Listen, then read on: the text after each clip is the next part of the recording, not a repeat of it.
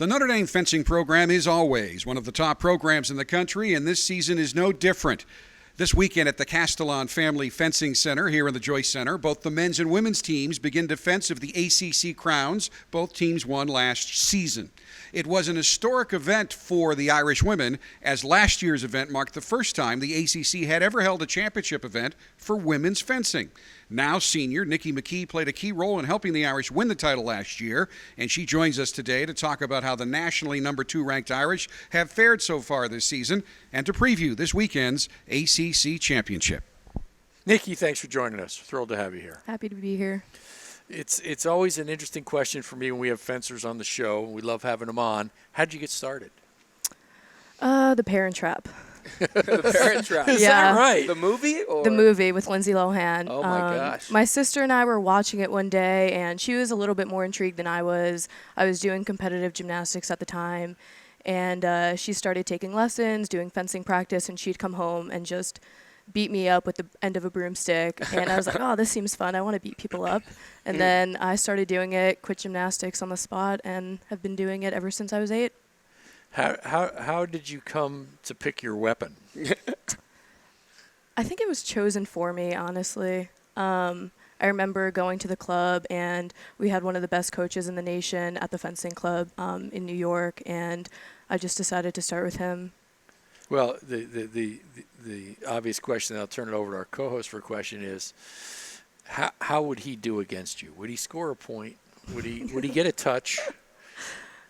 He's pretty athletic. Me? Maybe a point. I've got length. I've got good feet. What do you mean? I feel Yeah. like it's everything I need, right? That's true. the first time I've ever heard you described as having length. But Length, yeah. I mean, it's all relative. All I mean, right, when we're okay. talking Troy Nicholas to Joe Schmidt, obviously there's a disparity there. But I don't think length really matters. I was I'm gonna say, yeah. 5'4", and I've been doing pretty fine with being short. So what are the things that matter to becoming a great fencer? physically, Let's go physically, and then talk maybe intangibles as well.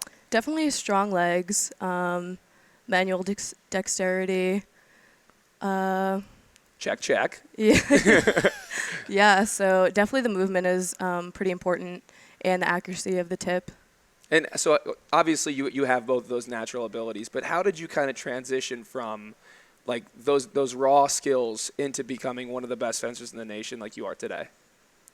Experience and practice. A lot of people that start later in the game and they start kind of after their formative years, they're not as malleable. But, yeah, I think definitely starting earlier is a huge advantage. Get to fine-tune those skills. After feeding my iced tea addiction this morning, I was driving to campus, and the big electronic billboard was promoting the ACC Championship. I mean, this was big-time fencing promotion right on the board there. A great image. So we're excited to host that. Definitely. What's the competition like in ACC fencing? So it consists of 4 teams, us, Duke, North Carolina, and Boston College. And 2 weekends ago, we went to Duke, and we had some exposure to these other teams that are going to be here. So it's definitely nice just to get some exposure to them, kind of gauge the range and depth of their teams. But we're really excited to host. It's a very prestigious and huge honor for us. Well, and we got a facility that accommodates it pretty well now, right? Oh yeah, we're very spoiled. My freshman year, we were upstairs, smaller gym, and now we have a lounge to ourselves, great facility, a lot of fencing strips available to us. So a lot more practice is being done. I guess this is what happens when you win the national title or compete for the national title every year. Yeah. But what does the competitive landscape in fencing look like? So for the ACC Championship, I feel like we compete every year. We compete for the national title. How dominant really are the top couple teams, and talk about maybe the rest of the country. It's pretty consistent. The top teams are usually the top every single year. So last year we had Columbia as reigning champions for this year, so we're kind of looking towards facing them at NCAAs, looking down the road. So most of the fencing teams, I mean, it's Notre Dame, Columbia, Ohio State, Penn State. Those are the real tough competitors that we're used to being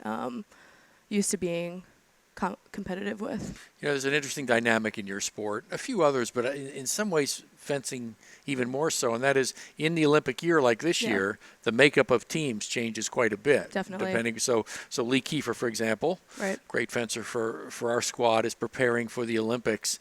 It must be harder to sort of predict what the national competition is going to look like in Olympic year based on who's coming back and who's not. Yeah, we're missing a few fencers this year due to the Olympics and them taking the year off. And we've definitely lost some edge on competition-wise and practice-wise just because Lee is such a dominant force, both on and off the strip. So in competition, we're used to her being able to guarantee certain wins.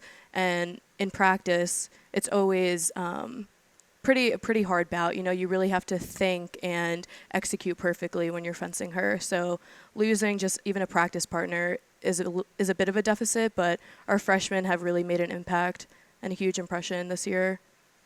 Another interesting dynamic I think is unique to fencing. It's one of those sports that's both male and female, right? To win the match, if I'm Right. correct. So what's that dynamic like?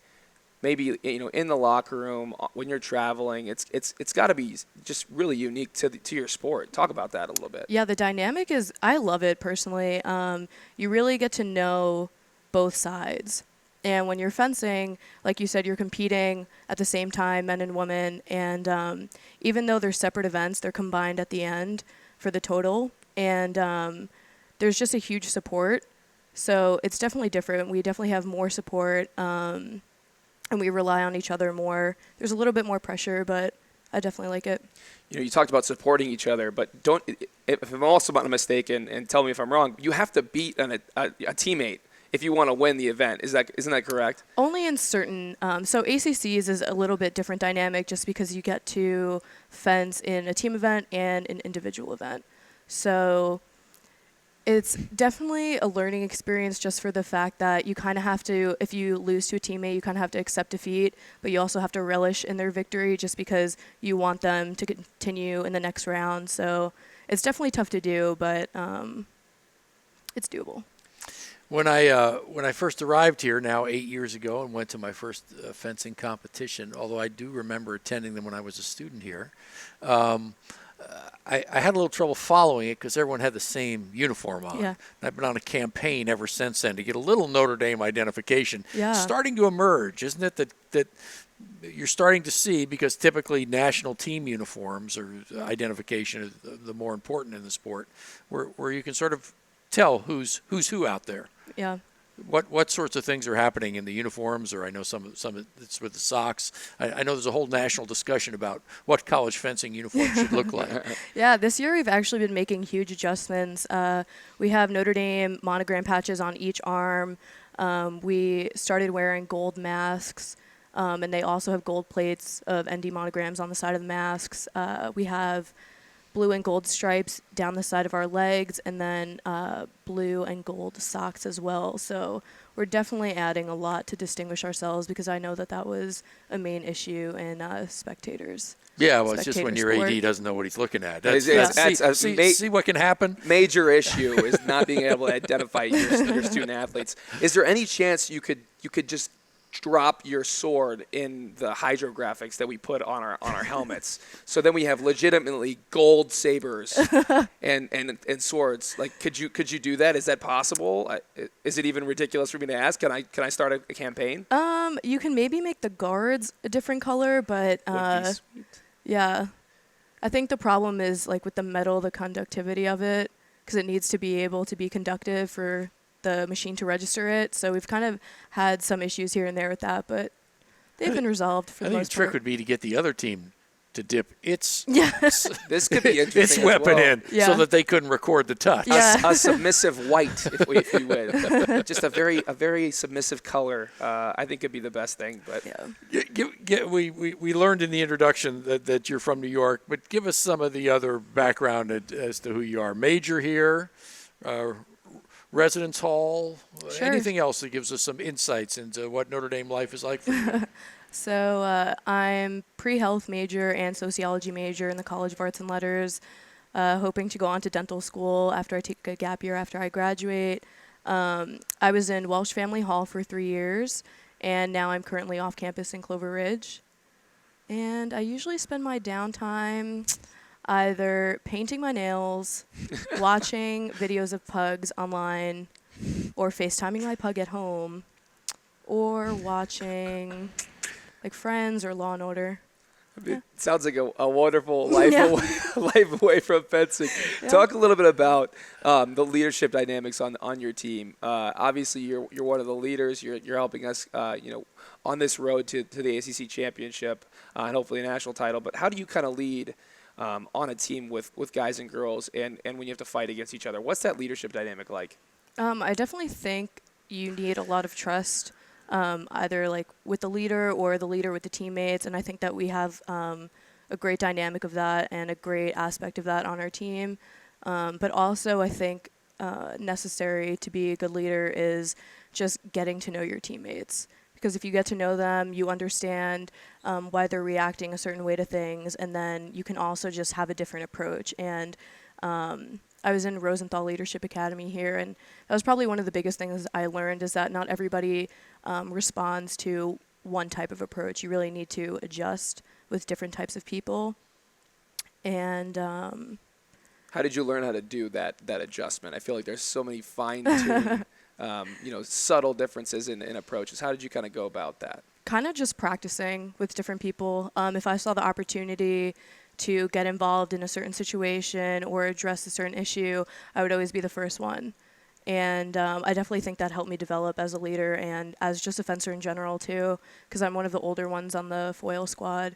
And also I think vulnerability is really important because you can't be tough all the time, and you have to let your teammates know that, because then you kind of like teach them through your own actions that it's okay for them to Boy, be vulnerable. Those are some great insights. Yeah. Makes me feel like the Rosenthal Leadership Academy is working. Yeah. If you came away with those lessons, and I appreciate the leadership you are providing to the team. Good luck down the home stretch here with Thank the you. conference and national championship competition. We'll be rooting for you. Thank you. Thanks for being here. We'll be back in a minute.